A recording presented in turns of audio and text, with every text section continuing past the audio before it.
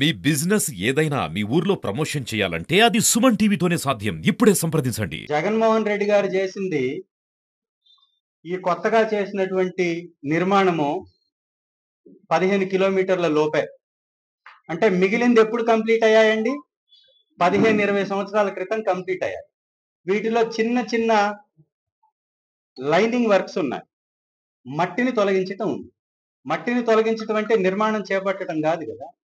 కాబట్టి మట్టిని తొలగించాల్సినటువంటి బాధ్యత ప్రభుత్వానిదే. రెండవది, జాతికి అంకితం చేసిన రోజే 1200 కోట్ల రూపాయలతోటి R&R ప్యాకేజ్ నేను మళ్ళీ ప్రభుత్వంలోకి వచ్చిన వెంటనే వితిన్ 2 months లో ఇస్తానని చెప్పారు.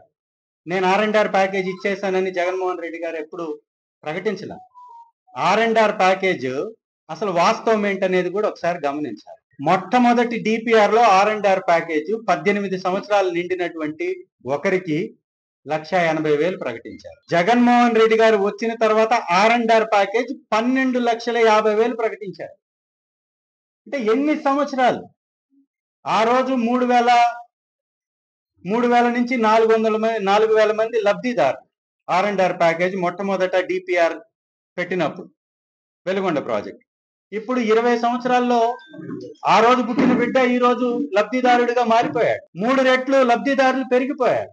ఆ డబ్బంతా నిర్మాణానికి చేస్తున్నట్టుగా కలరింగ్ ఇచ్చుకుంటే ఎట్లాగా? ఈ పెరిగినటువంటి డబ్బంతా కూడా R&R ప్యాకేజ్కి ఇస్తుంది. ఇంకా చంద్రబాబుని క్రియేట్ చేయలేరు.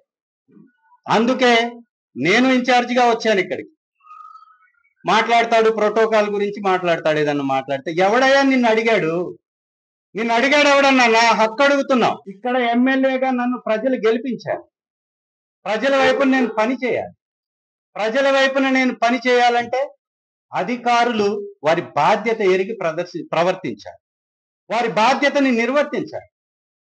ఏ అధికారి అయితే ఇక్కడ ఆ శాఖలో ఉన్నాడో ఆ శాఖని సమగ్రంగా, సక్రమంగా, సమర్థవంతంగా నిర్వహించేలాగా చేయడం నా బాధ్యత.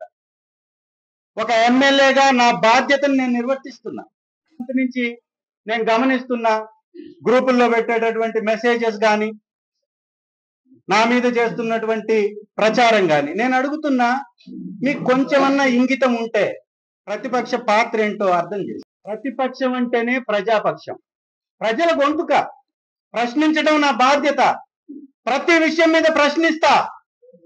మీరు తప్పు చేయకపోతే నిరూపించుకోండి. మీకు నాతో డిబేట్ చేసే దమ్ముంటే చర్చకు రండి. నేను అడిగినటువంటి విషయం మీద అబద్ధం అయితే మీ దగ్గర ఉన్న ఆధారాన్ని చూపించండి.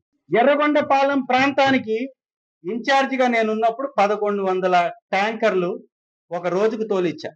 నేను అది ప్రెస్ కూడా రిలీజ్ చేస్తా. ఎన్ని నెలలు తోలించానో అన్ని డేట్ వైజ్ గా నేను ఇస్తా.